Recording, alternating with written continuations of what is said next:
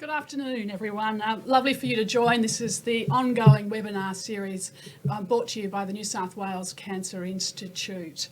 My name is Professor Tracey O'Brien. I'm the New South Wales Chief Cancer Officer and the Chief Executive of the Cancer Institute of New South Wales. We've got some incredible guests today. We're talking about melanoma and skin cancer. I'll introduce our esteemed panel very shortly. But before I begin, I would like to acknowledge that we're meeting on the unceded lands of the Camaragal people of the Great Eora Nation. This always was and always will be Aboriginal land, and I pay my respects to elders past and present. I extend that respect to elders from the lands from which you're joining across the country here today as well. And I'd like to pay that respect to any Aboriginal colleagues who are joining online as well. For those of you who haven't joined before, this is an ongoing webinar series where we're joined and we bring together some subject matter experts, health leaders, to discuss emerging issues in current innovations in cancer control. I'm really honoured to be sitting alongside some of Australia's preeminent experts in skin cancer, specifically melanoma. Before I introduce them, just a little bit of housekeeping. Over 600 people have registered for today's panel discussion. Your cameras have been turned off and audio has been turned off as well. The Q&A function is working, and we do encourage you to put down some questions in that, but not in the chat function. All right, so let's introduce the panel. I'm joined today by Professor Georgina Long, AO. It's wonderful to have you here, Georgina. You're the Joint Australian of the Year.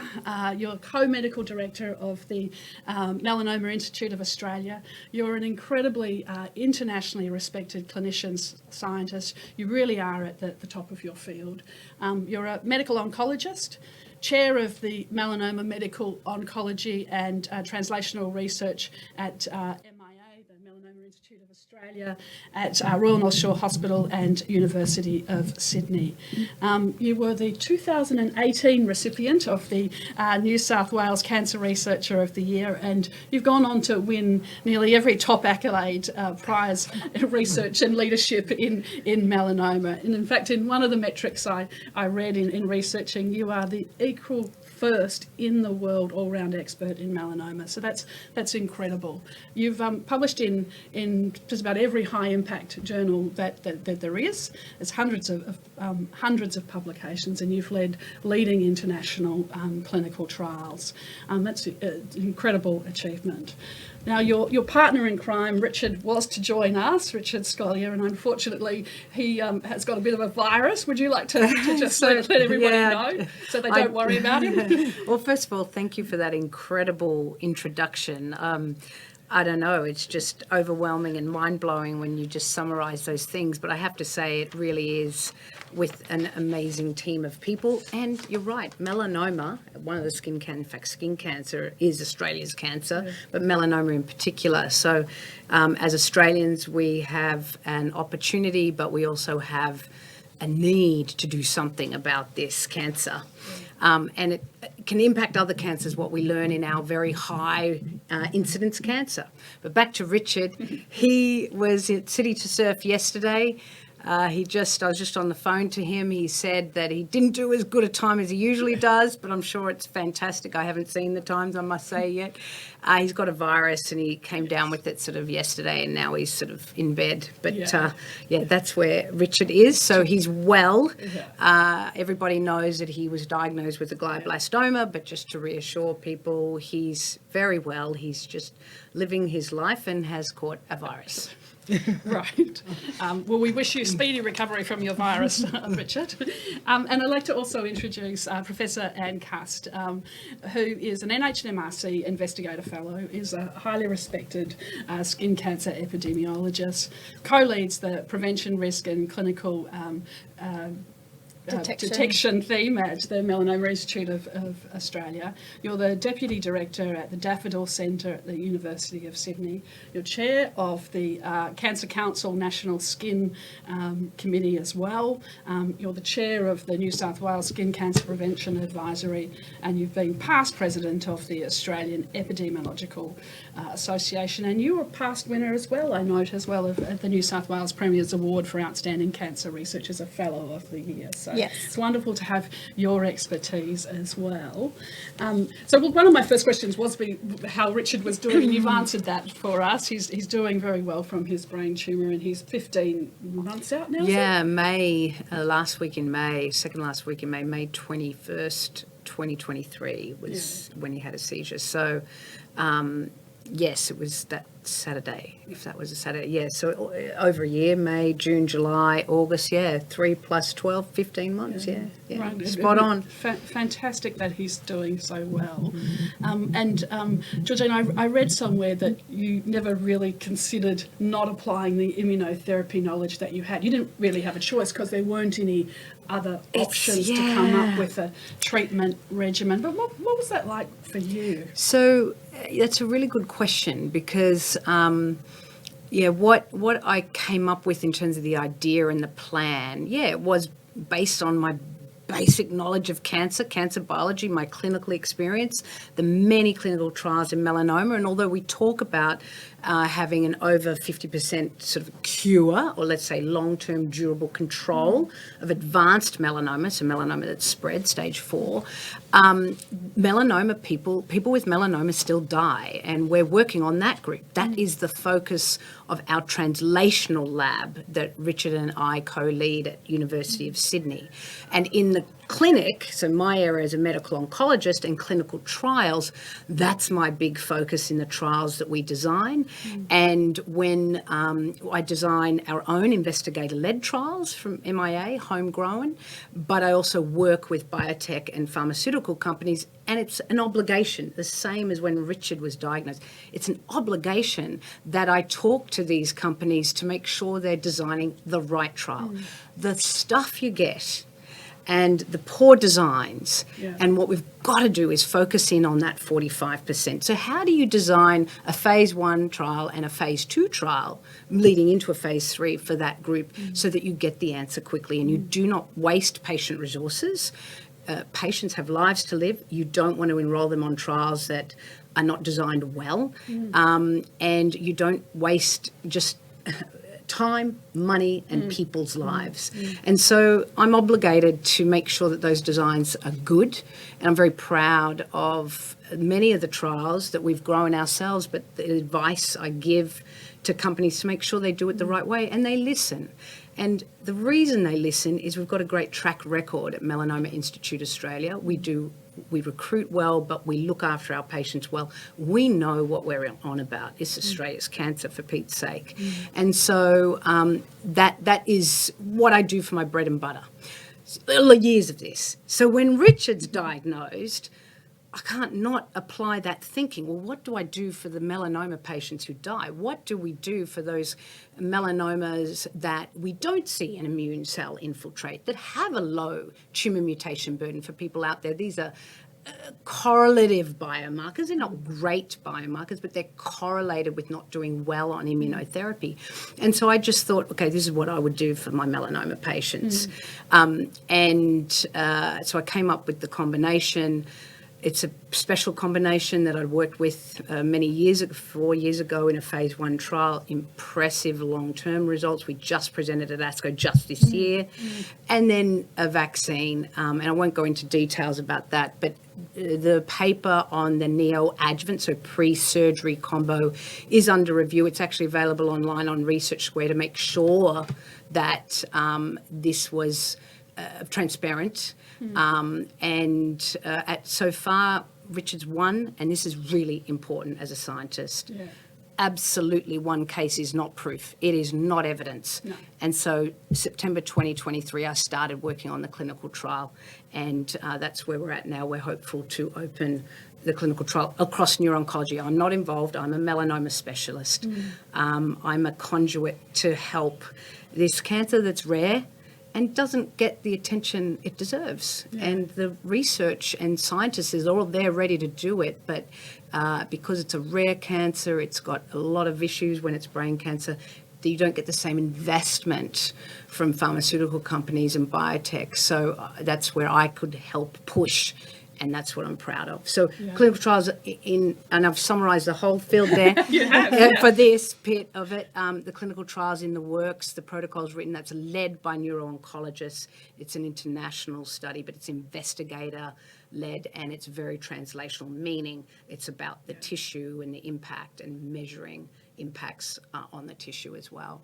So that brave decision to do something that hadn't been done before is going to lead to a trial in a cancer that hadn't really changed in 20 years. And we had the advantage of being outside the field and didn't have those restrictions.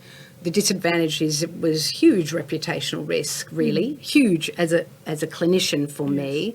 And on the other side of that bravery is Richard's desire to consent to that plan as a patient. So it's two sides to it. The downside for the clinical side was, you're doing something outside the box, you're doing something completely not standard, but because it's grounded in science, those terrible melanomas and a lot of experience and having used various different combinations, we were able to do this in the right research governance framework. And then the next step I immediately worked on is clinical trial, because this is not evidence. We don't know Richard's natural history. This is not evidence. It needs to be a clinical trial in larger numbers of people. Proof of concept. Absolutely. Backed up then by clinical Absolutely. trial. Nevertheless, incredibly courageous, and your faith in science and nerves of steel need to be applauded, and quite frankly, I'm in awe of what you've done and how you've blown open the field. So all congratulations to you. Let's move on to back to melanoma, which is your bread and butter.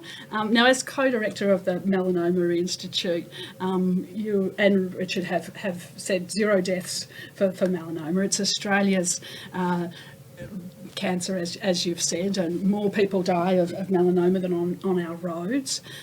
What are the current incidence and mortality figures? Just give us a snapshot for the audience that maybe not know them off the top of their head. Do you want me to say some of them? Yeah, I'll give the lay description and you can go and we can tic-tac-toe, right? So often we'll say one person is diagnosed with melanoma every 30 minutes. One person dies of melanoma every 6 hours. It used to be every 5 hours. It's now 6 hours. It's about 1,400 deaths per annum, a bit less. Epidemiologically, beautiful that you actually see the mortality drop in an epidemiological manner when you look at the deaths due to melanoma, the mortality rate due to melanoma across Australia. You see this drop at about 2013, 2014. That's the drug therapy. But the incidence? So the incidence of melanoma, invasive melanoma, is about 18,000 cases a year. There's about double that are diagnosed with melanoma in situ, which is a very early form of melanoma that has a very good prognosis. And then skin cancer in general, well, 2/3 of Australians will get skin cancer in their lifetime. And most people, if they get one skin cancer, will develop more than one. So some people, will get, 10, 20, 30 skin cancers. So there's some people that are, highly affected. Same with melanoma. You can actually get more than one melanoma as well. Okay. And that's important as a clinician, actually, because the patients we're seeing with melanoma in this country, over what do we say now, 95% are due to UV. So the patients I'm seeing, have risks of second primary melanomas, third primaries, but also other skin cancers. So making sure that they're getting good surveillance for their skin as well. And we'll come on to that. And about 1,400 people die of melanoma around that mark. Just for New South Wales translation, that's 5,500 people in New South Wales are diagnosed with melanoma, the invasive melanomas, and about 460 deaths in New South Wales. It's the third most common cancer in Australia now. And most common cancer and cause of death in 20 to 39 29-year-olds, if I'm correct. Is that Correct. Yeah. Yes, it's the most common cancer. I don't think it's the most common cause of death in that age group, but it's definitely Most common cause. up there, yeah. Okay. And that relates back to that comment I made about the mortality dropped, but the incidence, although it's plateauing, and you might want to talk about the kinetics of the incidence isn't yet dropping. Yeah, the incidence is actually different in different age groups too. Yeah, okay. Now let's come on to where we're going into the future. The Melanoma Institute, I think it was in 2022, you launched the State of the Nation report. Now you've got the platform of being the Australians of the Year, and I know there's been some federal government announcements about federal government initiatives that Anne's going to tell us about. But if we could start just in New South Wales, Anne, we've got a New South Wales cancer prevention strategy. That's a strategy that's the Institute are the holders of it, but it's a great collaborative effort. There are about 20 partners, I think about 600 people involved, Cancer Council, Melanoma Institute, but there's education, there's sport and rec. Prevention really is everybody's business in this game. Do you want to just speak to us a bit about some of the aims of that strategy, and then we'll move to the Australian approach, because Yeah. it's exciting, I think. I think the New South Wales skin cancer prevention strategy is a really fantastic one, because it's working across the public, private and community sector to really embed skin cancer prevention across those different sectors. So we know that, for example, if we want people to be safe in the sun, you need other structures in place. If you're taking your kids to the playground, you need shade there.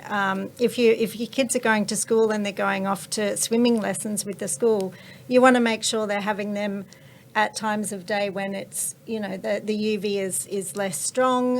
You want to make sure that there's shade at the pools they're going to. Same with all types of sports and community settings. There's people playing sport. So you really have to be engaging with, education sector, sport and rec. So all those outdoor workers and safe work, I think, are involved in that strategy. Yeah. So it's a really great initiative that's made huge inroads, I think, into embedding skin cancer prevention into those different sectors, into improving the amount of shade that's available in the community and in those different settings, and then in trying to reduce sun exposure by improving skin cancer prevention behaviours.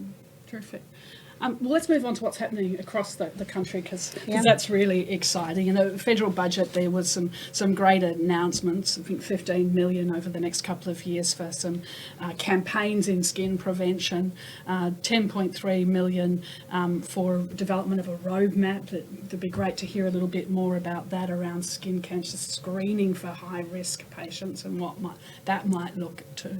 And another 2 million around what data we need to be collecting better to be able to really evaluate the impact of some of these strategies. Do you want to tell us a little bit about that, Anne? Some of the audience may not be aware of those things. Yeah. So the $15 million for the skin cancer prevention is really about a national campaign to try and improve sun protection behaviours, particularly for young people, but also older men are another high priority population. And I think Georgina can probably talk a little bit about some of the social media aspects of the campaign and why we might be targeting those things. In terms of the skin cancer screening money, so that's money towards a roadmap to look at whether a targeted skin cancer screening program, like an organised program like we've got for bowel cancer and breast cancer screening, whether that might be effective and cost effective and feasible to implement for Australia at a national level. So that's a 4-year program of work that's going to be giving the decision makers enough evidence to be able to make a decision about what to do with with going forward with that. Right. And just with that, that's the secondary prevention piece, as opposed to the 15 million being primary prevention. The piece that goes with that secondary prevention with the screening program is, well, everyone else who's not at high risk or is not part of that screening program, remembering that for breast and bowel, we don't do that to everyone who has breast, do we? We wait until people are 40 before you can, or 50 before you can go on the screening program, unless 40 if you have a few other features. Bowel cancer, it's 50. You get the little thing sent in the mail. You can ask for it now. Oh, can you? There you go. You get it when 45. on There your you 50th go. birthday, yeah. So you get it automatically on your 50th birthday, and that's another interesting project, and compliance with that's an interesting topic. But this one, again, similarly, will be looking at the higher risk group, defining who that is, who goes into a screening program. Everybody else know the skin you're in. Yeah. If you actually look at people who have diagnosed with melanoma, the majority pick up something changing themselves and go and seek help. And that's the way it should be. It's your skin. We're lucky. You can see it, except for your back. You can take a photo. So if you're not in the higher risk group, know the skin you're in and go and get it checked out. So they go hand in hand with the secondary prevention idea. But that $10.3 million is just for the secondary prevention screening program. And $2 million of that is going to the Australian Institute of Health and Welfare to help. For the data piece. Yeah. Yes. Yeah. Okay. Well, I think that'll be a really great thing to be looking forward to, and that's different again from ongoing surveillance of people who may have had a melanoma, because you're now in a new territory of really having to look at survivorship and what's involved in that. Am I right? Big issue, survivorship. It's really interesting. We've got a theme at MIA for our research strategy. So one theme that Anne leads is the prevention piece. Then we've got another theme on early melanoma diagnosis.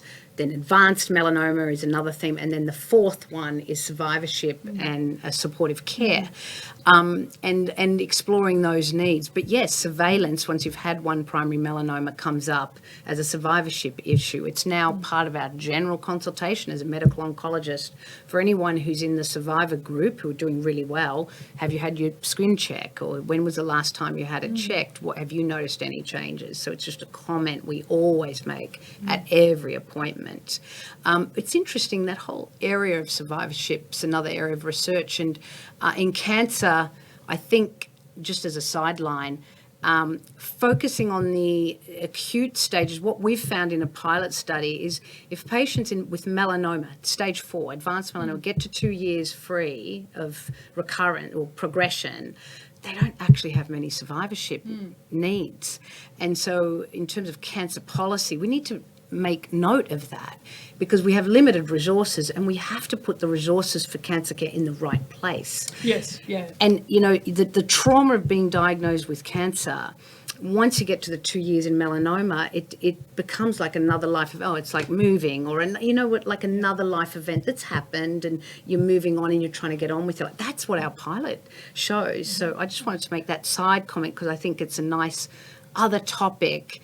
As cancer. Is that because we don't know enough about the longer term effects of some of the immunotherapies, or you've got enough data to be relatively data now. Confident? Yeah. We've got most of our patients from the phase 3 trials. Remember, we did phase 1 and 2 before that, and now at 10, 12 years. Yes. These people are living very well, and they're dying of other things or having other health issues. Yeah. And so it's great to be able to say people earlier in the piece now, melanoma is unlikely to be your issue, get on with it. Yeah. And also focus our resources, as I said before, they're limited to where they need them. There's no hand-holding at 3, 4, 5 years of the anxiety, because that is the human condition.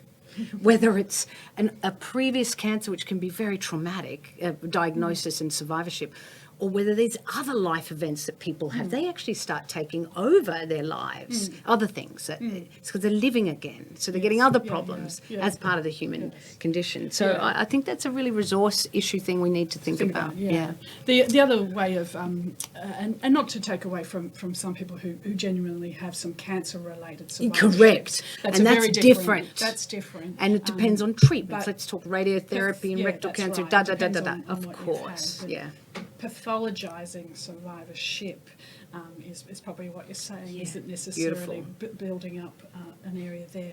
If there are identified risks for cardiovascular disease or diabetes, there's actually great pathways for them. And it's about plugging into where those resources are rather than creating a cancer-related new silo, because there is a limited resource. And you bring up a really good point.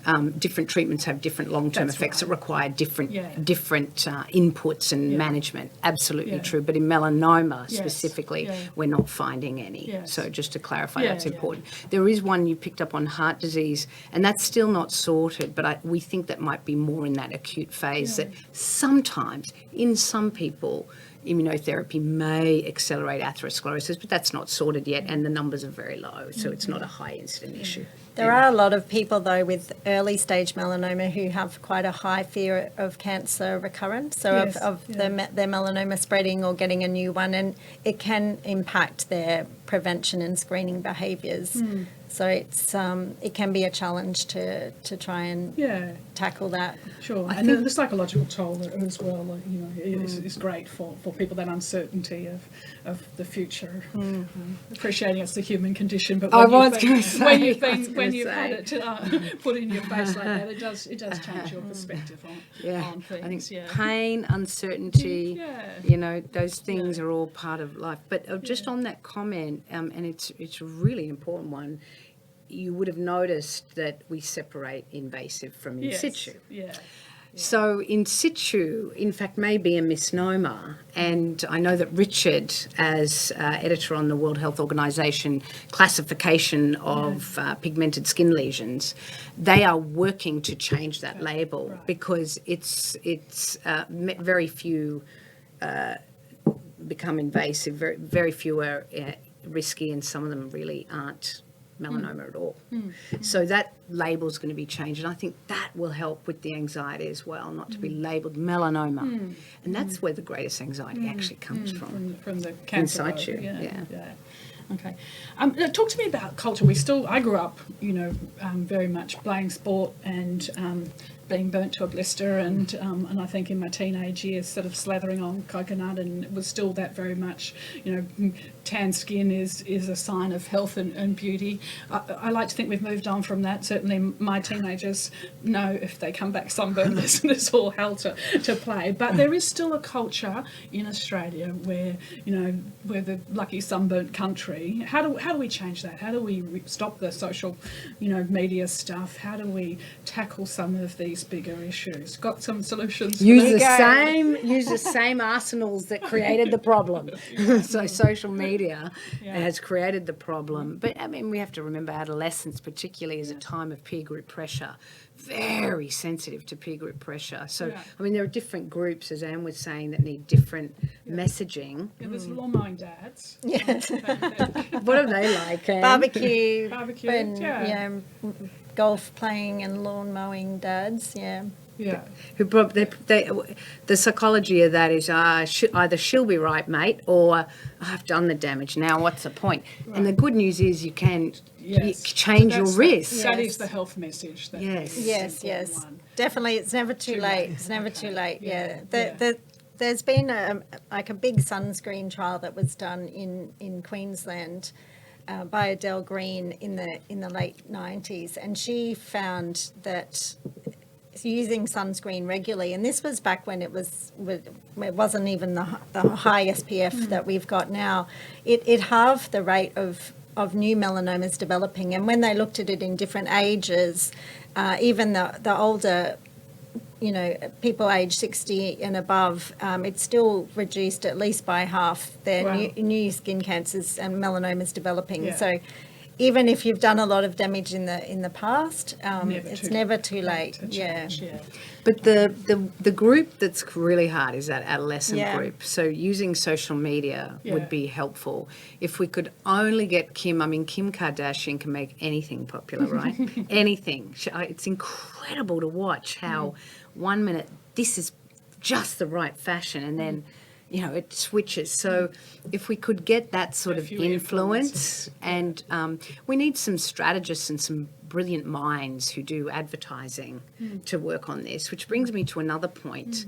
How can, and I'm going to ask you, Tracey, how can Australia do better? How can we come together rather than these small groups in each state creating their own thing? Why can't we get together so that every Australian across the whole nation sees the same, let's say, 6 advertisements? You might have 3 for the adolescents, 2 for the men over 40, and then several others for other age groups. And we all put in the resources together to get our bang for the buck. Australian of the Year, you've got the power to make it happen. My philosophy is that, it is a complex. Behaviour change is complex, right? It really is. And where there's complexity, there has to be collaboration. There has to be a coalition. So I do think that it does need to have sort of a joined up approach and a strategy. And, if you think back to the norm days of slip, slop, slap, that became, a sort of rhetoric on all Australians' tongues as a public health campaign. We had some wonderful public health campaigns back in the 80s and 90s. Yeah. We had Kiss a Non-Smoker. We had... I read your... I had to wear that T-shirt growing up. I loved it. In the newspaper on the weekend. Right, You were interviewed by Benjamin Law. That's it, yeah, he was brilliant. And you said that your parents had bought you and all your siblings a Kiss a Non-Smoker T-shirt. Yeah, we wore them. We were walking public health advertisements. We really were. But there were lots in the 80s. Slip, slop, slap. Life, be in it. Venereal disease, it's catching. Do you remember that one?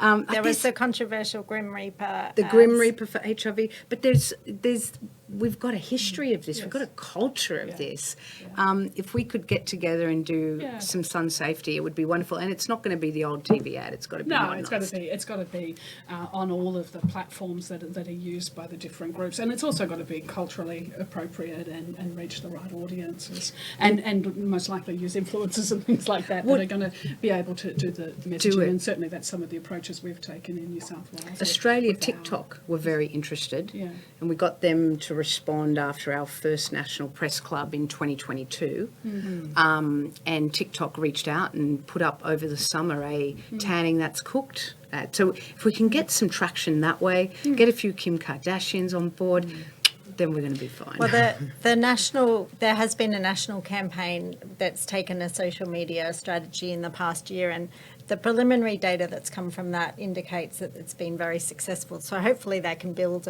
on that going forward, because it's the first time that they've really taken that approach. Yeah. How did they measure outcome there? Success. What's success? Yeah, so they're looking at intentions. A lot of it is around intentions to use sun protection behaviours, but I think they have actually looked at actual behaviours as well and what people are doing. But they're also looking at what people are saying online. They're looking at the actual conversations.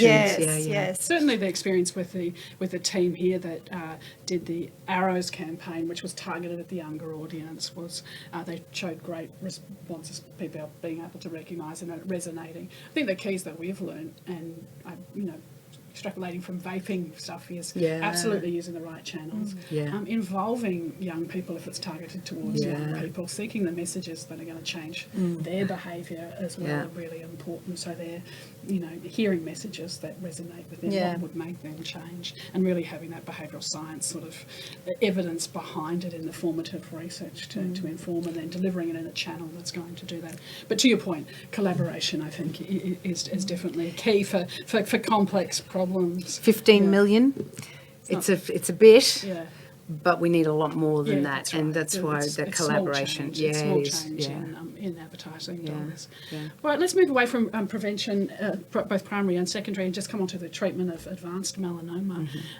And really, immuno-oncology is in the vanguard of the melanoma treatment, and you're leading the way for other disciplines. And there seems to me a dizzying array of, a new checkpoint inhibitor or a new molecular targeted agent, and whether you use stuff neoadjuvant or adjuvant, and the timing is important.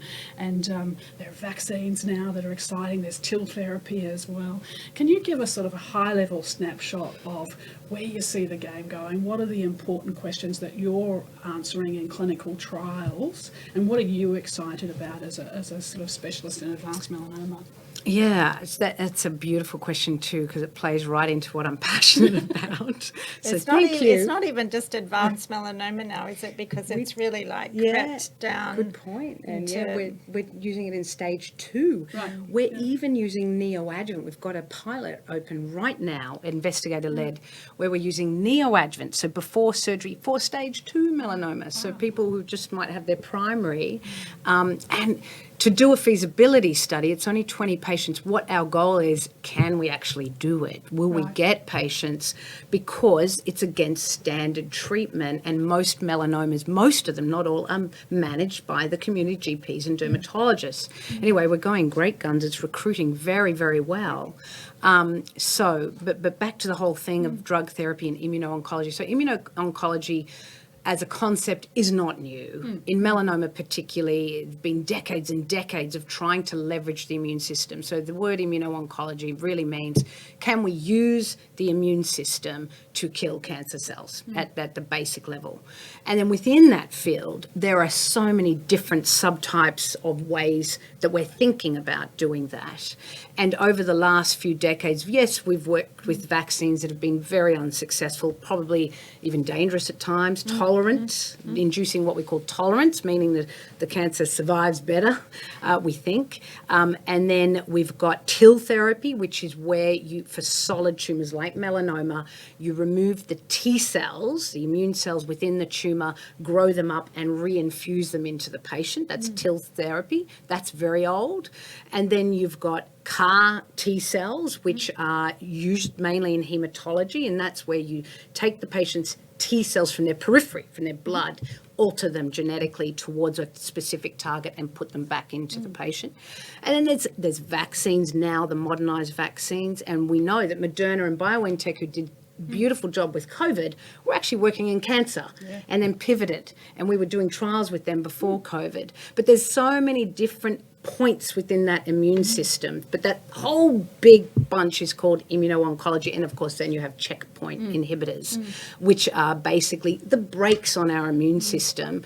As we all know, our immune system is this beautiful, delicate machine. I mean, it's so complex, a delicate machine of keeping the baddies away from killing you and hurting you and harming you, but allowing yourself to thrive. So it's a tightrope between overactivation of your immune system so that it starts killing off good things, and that's autoimmune disease, and not killing off the bad things. So checkpoints are part of that control mechanism that keep our T cells, immune cells, right on track, activated just enough to kill off the baddies and not enough to kill the goodies. And leveraging that break is how we've been able to make this absolutely phenomenal leap forward. That was the leap forward in immuno-oncology. That big bunch is the checkpoint inhibitors. And I remember, even as an advanced trainee in medical oncology, I was always interested in melanoma. I did a project with a wonderful pathologist called Kerry Crotty during my medical student days, and then as an advanced trainee went to ASCO and presented it. But at those ASCOs, while I'm an advanced trainee, I remember sitting in a tiny room, probably as big as the room we're in, you know, what are we, 4 by 4 metres, no, maybe a bit bigger than that, and hearing about CTLA-4 phase 1 studies. And at that time, they were only conducted in the US at that time. It was only, 20 or 40 patients. And coming back and saying to my colleague, you watch this space. And this was CTLA-4, not the PD-1. Unbelievable. This is the future of cancer. So then it made sense for me when I finished, and nothing was happening still. We only had this phase 1, CTLA-4, phase 2, to go into melanoma. And it just absolutely revolutionised melanoma, as did BRAF targeted therapies, which is not immuno-oncology, but just back to the immune system. And then that led to lung cancer, first cab off the rank, kidney cancer, head and neck, bladder cancer. It's now anti-PD-1, the other checkpoint. There's several actually, you're right, but the other popular one. And that has revolutionised lots of cancers and is now the most commonly prescribed drug in solid tumours, in cancer. It has revolutionised. But we are in kindergarten. We are like the 1960s of chemotherapy. We really are. There is That's exciting. Yes, really, it is. in terms of where the future could go. I believe, if I had to put a number on it, and this is Georgina Long's guesstimate, is about 20 Which to 30. I'd put money behind your estimate. If there's a bet to be had. maybe just a bottle of wine. But I would say 20 to 30% of solid tumours, we haven't got it quite right where we could be curing them now, but we're not doing it the right way. Right. And it is a whole new paradigm. Right. And I'm in the midst of putting a piece together on how we've got to change our thinking about it. But the reason I could get Richard through 14 months of triple checkpoint inhibitor was because of the way I think about immunotherapy and what I'm trying to achieve, and what I teach our fellows in our whole department, my great colleague Alex Menzies and Anesh De Silva, who I work with, how we think is very different, and it means that you don't get a lot of toxicity if you know how to use these drugs and dose them the right way. And it's not like good old chemo where you've got to give the chemo at a certain point of the cell cycle, more is better. 2 weekly, 3 week. It's not that. And so we've got to move out of kindergarten and get to year 12. Right. Yeah. And so just on that theme, the resistance then. Yeah, so what am I excited about? You asked that. I'm excited about our work we're doing in, so for me, it's like, okay, we've done and dusted 55% in melanoma. Let's put our resources into that 45%. That's where we've got to concentrate. Yeah. And in drug development, you can imagine if you're developing a drug, not me as a clinician, but a company, they want success. Yes. And often they want to sell off drugs. I'll talk about it honestly. They want to sell, a little biotech want to sell off a drug to big whatever.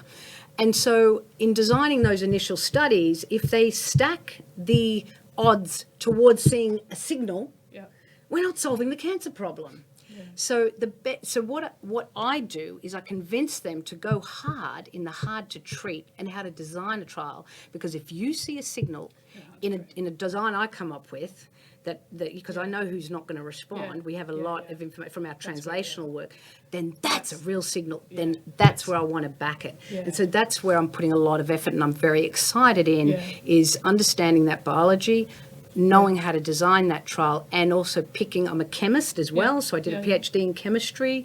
I did a postdoc at Scripps Research Institute, which is where Jim Allison was in the 70s. He's the guy who got the Nobel Prize for CTLA-4. That idea of what are the exciting things that we think we may be able to leverage the immune system, there's still more work to be done. It's not done and dusted. No. There is still room to get more out of this. So watch this space. So I'm very excited with some of, we're up to self-replicating mRNA. And mRNA really is the World Wide Web of like that, the next level. Yeah. What about the gut microbiome and the response to immunotherapy and how much that plays? Where's that science going? It's going great guns, but it's like diet and all those other sort of difficult things to measure. From our work in our laboratory, the gut microbiome has an impact, but it's not going to be a huge one, and it's going to be in a certain population. Right. And at the end of the day, the things that give you that good gut microbiome are the things that go with good health in general, and people who follow a healthy lifestyle. And so it can only be good for you anyway. So my philosophy as a clinician is, get into the good microbiome, because it's going to help everything else about your life. But will it help your cancer treatment? Not sure. Maybe some people. Toxicity, it might have a role, we think, in terms of fecal transplant, and certainly the early studies of very small numbers of patients, that's been successful with severe colitis. But this is where I say, well, how did someone get severe colitis?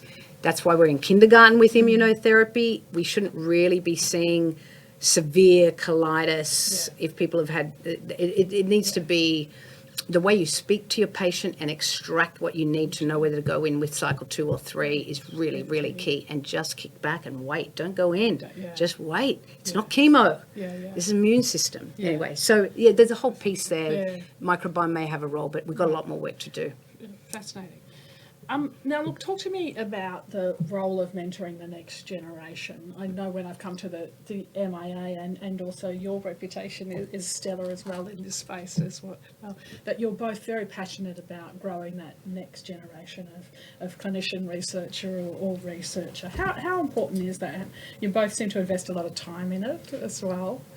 Yeah, I think it's really important, and it's great that the Cancer Institute New South Wales, for example, has released a new round of fellowships because it's for early and mid-career researchers, giving them the opportunity to really invest in new areas in research and grow their own teams and support others is hugely important. And there's limited funding available for research, so we really need to make sure the new generation coming through of asking the right questions, working in a multidisciplinary team, and engaging with the end users of the research that's going to make a difference in the end. Yes.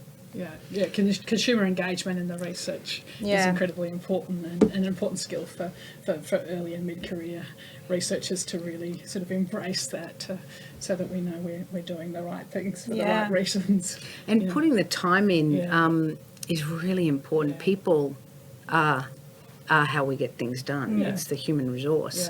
And putting time in to reflect and think about problems our mentees are facing, it's critical. And also, as a mentor of both young men and women, growing a confidence to ask the right question, how to get things done, how to work with people, etc. That takes time and investment actually with people.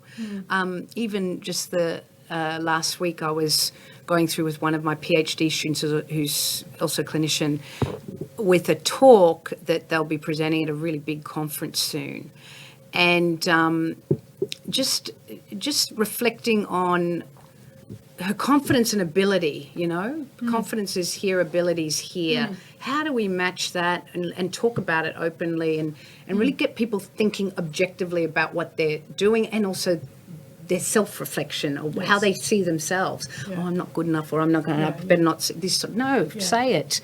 Get out there. It's okay. That takes time. You've got to sit down and listen to people. And it takes sort of a bit of, I'm talking about myself probably here now. I think it takes a little bit of maturity as well to realise that, it's okay not to know and to ask a lot of questions. That's how we all learn, by sharing knowledge. That's the key.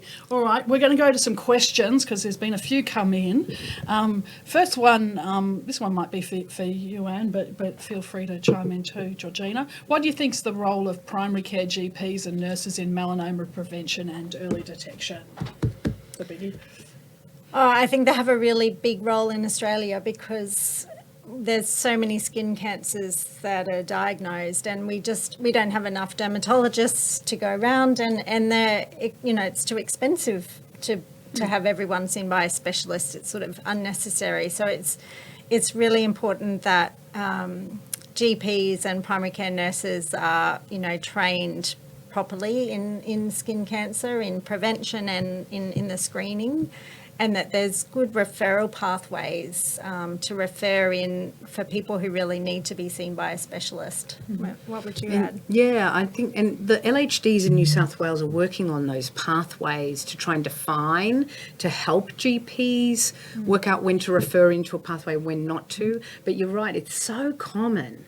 Our GPs are fabulous at dealing with this because it's such a common problem. I mean, a GP where you've got a low incidence of melanoma may not see it enough, but good training. The other thing is GPs, I actually, as a specialist, thinking of having to deal with all those different health problems and be jack of all trades, and the expectations of people that you know a lot and know everything about everything, and it's just getting bigger and bigger and bigger. That I've noticed a lot of GP practices in the city, not rural, it's harder, have started to subspecialise. And that's really helpful for skin cancer because it is a skill. And what we don't want, skin cancer is the biggest cost to the Australian medical budget. I think it's $2.8 billion a year. I hope I've got that right. And that's because of biopsies, et cetera, and so the other factor that I think would be great is looking at the benign to malignant ratio of everything biopsied. Yes. And so within a GP practice, if you have someone who's really doing this as their thing, someone might be doing, women and children, or women and then children, and then there's men's health, blah, blah, but you have someone with skin. What we want to get to a place is where the benign to malignant ratio is almost 1-to-1 or more malignant than benign, actually. And so that's a measure of how well GPs are doing or seeing so much, because they see so much. But I'm trying to think of solutions, because I'm imagining myself, I'm not trying to empathise and think, okay, if I was a GP and I had to do this, and this, how would I want to organise? I'd like to hear from the GPs how they think things work well in their practice to manage this. But anyway, the LHDs have those referral pathways when people think they are dealing with something. Yeah. Okay. What about the cost of skincare and sun protection? I mean, I think I was in the supermarket yesterday and had a quick check, and we've got teenagers, and it seems to last. It's about $17-18 a pop. That's not affordable for all the pressures on people at the moment with cost of living. Yeah. Is there a plan to really push that agenda? Well, there have been studies done showing that providing sunscreen at a population level would be cost effective. So maybe that's something that you could consider. But I would add that you don't have to buy, expensive brand sunscreen. You can buy, as long as it's broad spectrum. We get ideally, the Coles, Woolies big pump, the big thing of a summer. That's what we use. Yeah, just, ideally 50 plus or 50. And broad spectrum, if as long as it feels comfortable on your skin. Everyone's got their sort of their favourite brand, how it feels on their skin. The best sunscreen's the one that you actually wear, so it doesn't have to be the expensive ones. But I think we should put in a plug for the other 4 things on our slip, slop, slap, sleep, seek, shade, seek and slide. So the sunscreen's actually the 5th in the effectiveness. Number 1, it has to be comfortable. Number 2, people have to put it on properly. Number 3, they have to reapply it. Even though the study that was done down in the southwest of Australia that showed that just in your daily level living, we're not talking recreational, if you apply sunscreen to the bits that are exposed once a day, you have less melanoma. We're not talking recreational there, we're just talking every day. But we have to think sunscreen as the thing we use after we try our best to cover up using other things. So important message. Clothing, hats, sunglasses. In the middle of the day, and the shade, which is why the shade piece is important. Okay. And then measuring. Okay, go under a shade, and this is what one of our dermatologists has done. How much UV are you getting under a shade? Are we getting reflected UV? Is it effective shade, et cetera, et cetera? So, those things are better than sunscreen. Sunscreen's our 5th plank. Reapply it, and on all the bits of skin that's showing. A couple more questions coming through. Australia is the melanoma capital of the world, and we've got, rock stars like yourselves leading the way. But are there lessons from overseas that we could be learning from to apply here in terms of what they're doing from a public health point of view or from a treatment point of view? Good. Yeah, I would say actually, we're the leaders. I would say, the world are watching us. Yeah, they really are. I thought as much, but I thought you should say it. Yeah. And I would say, like one we of need the. to do more. We still have high rates in Australia, although the rates, the trends are dropping in the under 40s. But everyone's really looking to us, and partly that's because our UV is much higher in Australia than you see. In Europe, the UV index doesn't get above 8 or 9, whereas here it's 13. It's 12, 13, 14 throughout summer. So it's just really that intensity. 10 months of the year in New South Wales. Yeah. So it's just that intensity of the UV that we get here, and And I'm proud of that as Australian of the Year. I'm proud of us as a nation. Being- We are leaders in this, and we own it. We own that space. We should continue to own it. Yeah. I mean, we just rattled off all those public health messages from the 80s and 90s. We've got a wonderful focus on public health. We cannot lose that. That's very community oriented. And I'm proud of that, and I don't ever want to lose that public health focus. Yeah. And in terms of treatments, Australia's leading. We've got to separate the development of the drug, its molecule, from human trials. And certainly with the human trials, because we have so many patients, we have, we get over that geographic issue, because sometimes if you're developing a drug and it's come out of the US or Europe, for instance, like the molecule itself, to develop it, you then have to have phone calls. People find it a pain that you're in Australia, etc. But we've pushed against that, and Australia's really leading the way with a lot of those trials. There is a lot of collaboration too, right? Very collaborative. Melanoma as a subspecialty in oncology is very it's small and collaborative, very collaborative. Like paediatric oncology. Yes. A couple more quick questions, and they're not really quick questions, but do your best to give quick answers. Do we know what psychosocial issues needs are for melanoma patients and their experience?